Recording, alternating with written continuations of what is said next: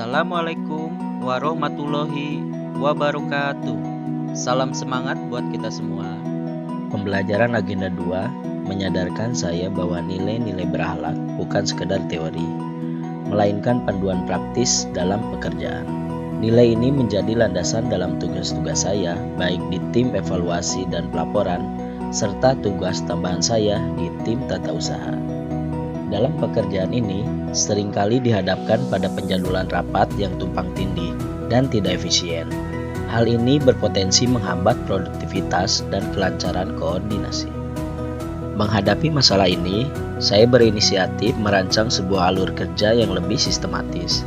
Saya membuat formulir permohonan agenda yang berstandar dan membangun sistem pengecekan jadwal yang transparan menggunakan share calendar.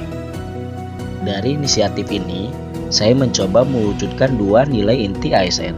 Pertama, berorientasi pelayanan, dengan memberikan kemudahan bagi rekan-rekan agar dapat fokus pada tugas utamanya. Kedua, adaptif, karena sistem ini mampu menjawab kebutuhan rapat daring maupun hybrid, mengelola ketersediaan ruangan fisik dan akun Zoom secara efisien.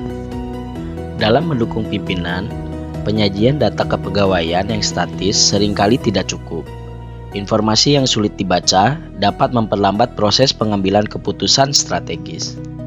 Untuk menjawab tantangan tersebut, saya berinisiatif untuk secara mandiri mempelajari fungsi advance Excel seperti pivot table dan Power Query. Hasilnya adalah sebuah dashboard data kepegawaian yang interaktif.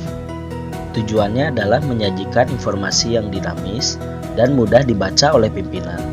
Inisiatif ini merupakan wujud nyata dari nilai kompeten dengan terus belajar meningkatkan keahlian serta nilai adaptif dengan bersikap proaktif menciptakan solusi tanpa menunggu perintah demi kemajuan organisasi.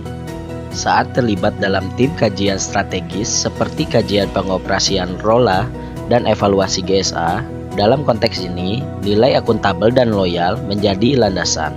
Saya berkomitmen memastikan semua data dapat diverifikasi, akurat, dan terjaga kerahasiaannya sebagai wujud tanggung jawab profesional dan kesetiaan pada negara.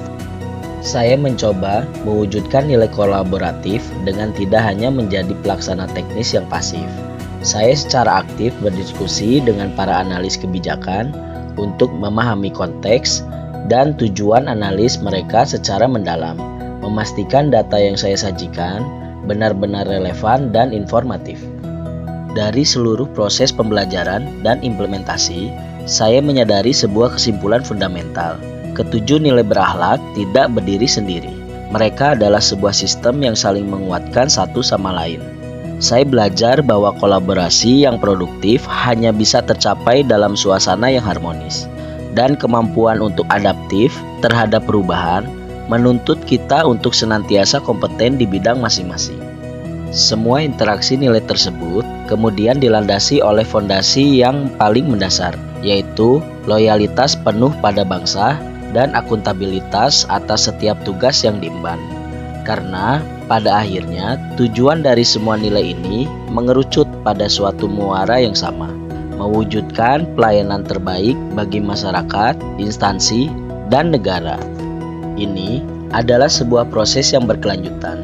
Saya berkomitmen untuk terus menghidupkan nilai-nilai ini dalam setiap langkah pengabdian, demi berkontribusi pada terwujudnya kebijakan transportasi yang lebih baik untuk Indonesia.